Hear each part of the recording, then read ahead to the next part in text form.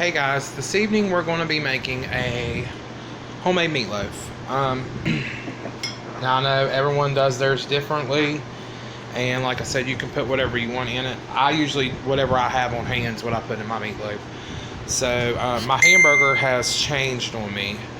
It's starting to turn gray, but it's still good. It's just where I opened it and made a couple hamburgers out of it. The pink starts to turn, but it's still good. I just got it a couple days ago. Then I have this is my tomato gravy that I made the other night. My videos posted on here as well. I made Swiss steak, and this was the gravy I had left over. I keep the leftovers and use it on meatloaf and stuffed peppers and cabbage rolls. It's really good. Then I've got 2 rolls, homemade rolls that I made. I broke those up and put about a half a cup of milk on them. They're sucking up the milk. I've got 1 large onion, 2 tablespoons of minced garlic, and 1 large bell pepper diced up. 3 eggs, whole pack of crackers. I'll probably put a couple dashes of this, I don't know, about 2 tablespoons of Worcestershire sauce. Then in here is my spices. I've got onion powder, garlic powder, salt, pepper, and complete seasoning. So, put you down here and we'll get to working here.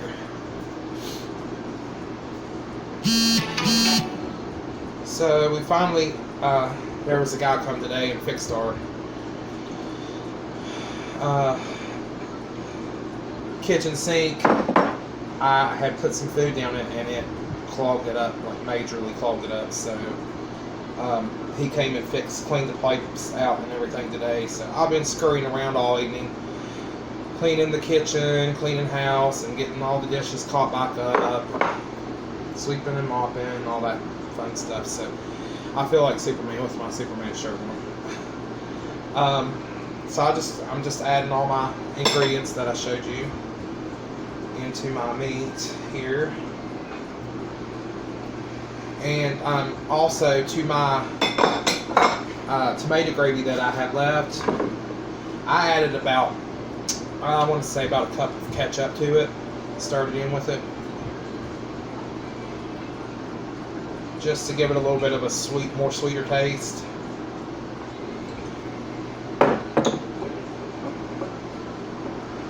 And you don't have, like I said, you can add whatever you want to your meatloaf. This is just how I do it. It's usually whatever I have in hand, I put in it.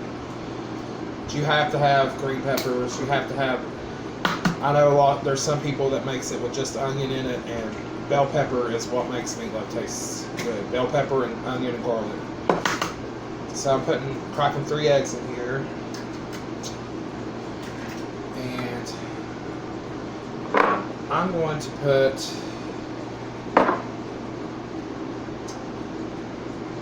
probably about a cup of this, cup and a half of this tomato gravy / ketchup mixture. I'm going to put that in with my meatloaf. I've got my oven preheated to 375. Wash my hands. And I know some people go ahead and put their topping on. Some people go ahead and put their topping on their meatloaf before they put it, or when they put it in the oven. I cover mine with foil and let it cook, and then I drain the grease off, and then I add my topping to it. Because if you don't, to me, I mean, you have it in your mix too, so your meat's going to be really good and seasoned. Your meatloaf is. I don't know that I'm going to use this whole pack of crackers, but I'm going to put about a half a pack first and work it in with it and see if it's still soft. If it's not pliable, then I'll have to add more. But yeah, I like to drain my grease and stuff off, and then I put my topping on and bake it for about another 15 minutes. So there's no other way around this besides the messy way, guys. Make sure your hands are washed and cleaned real good, and just dig right into it. So what I do is, after I get all this mixed up, I'll shape it into a loaf, and I got me a bread pan already got Reynolds wrap in it, the non-stick wrap.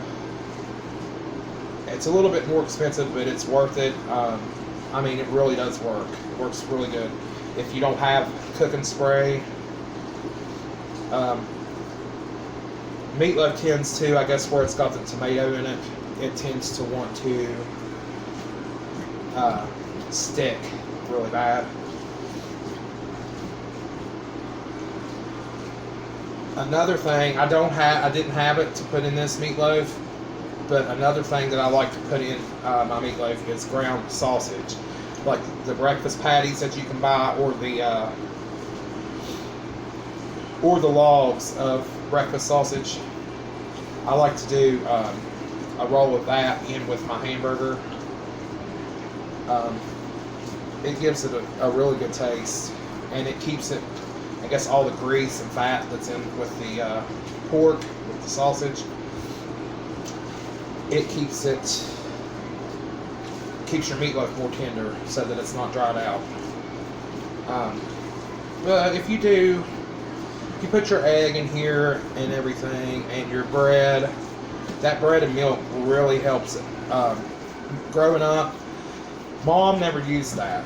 I don't know if my grandma or my great-grandma, maybe they put biscuits in milk and let it soak, because my great-grandma always had biscuits on the table. So I don't know if she put bread in her meatloaf. I can't really remember my great-grandma's meatloaf. Like, I really don't remember that. There was a lot of stuff that I can remember that she made. She made the best fried chicken and different things that she fixed. She made homemade cakes and cookies and stuff like that, but I don't think I can really remember her meatloaf. But that bread in with that milk, it keeps your meatloaf from drying out too. So I think all I'm going to use is that half a pack of crackers, and I didn't say what I had here. I think that was about a 2.5 pound pack, and I took about a half a pound out and made a couple of burgers like before last. So this is 2 pounds of 80/20 ground beef that I'm working with here, and it's ready to be put in. So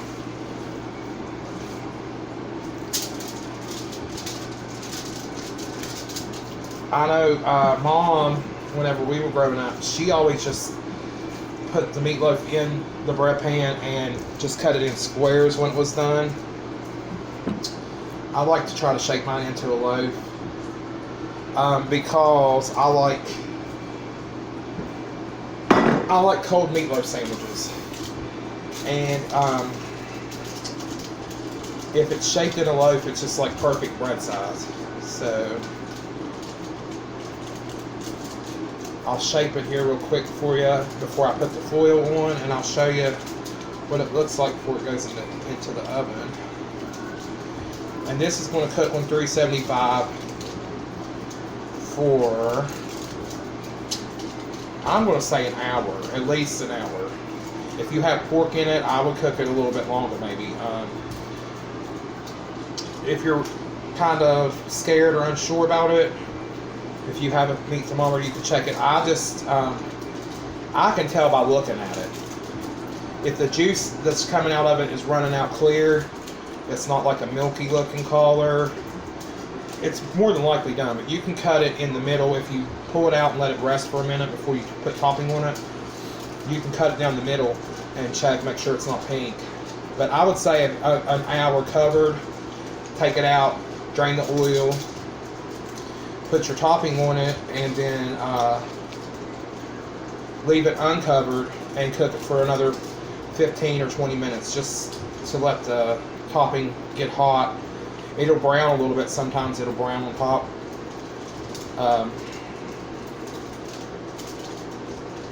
That looks perfect. Let me wash my hands real quick before I do that, and I'll show you guys. Looks like.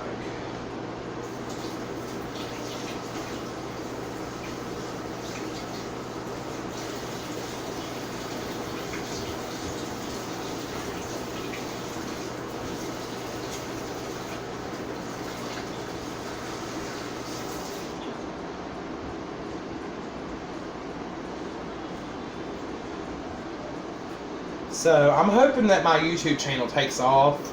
There's a lot of people that I watch on here that I really like. Let's see, Cheryl Coyote, I like her. Jane Crescent, Susie QB, I watch her. But there's a lot of interesting people in there that I've come to really like, calling my little, my YouTube friends. So anyway, this is what my meatloaf looks like. And I'm going to cover that and put it into the oven on 375 and let it cook. I'll top it. When it gets done, I will come back and give y'all a taste of it. I'm going to make candied carrots and some kind of potatoes or something to go with it. So I'll see you here in just a few. Okay guys, the meatloaf is still cooking. It's probably got another half an hour, but I went ahead and started getting my sides fixed. This here is just a small can of mushrooms, the stems and pieces, and I added it to a jar of Heinz beef gravy and put some black pepper in it and a little bit of garlic powder. That'll be for mashed potatoes. That's just peeled and diced potatoes with water and salt. And then here's my candied carrots. And I put butter, a little splash of vanilla, brown sugar, and a couple pinches of cinnamon and ginger in that. And another quick tip, I made rolls the other day. They all didn't get ate. I still had a whole bread pan full of these.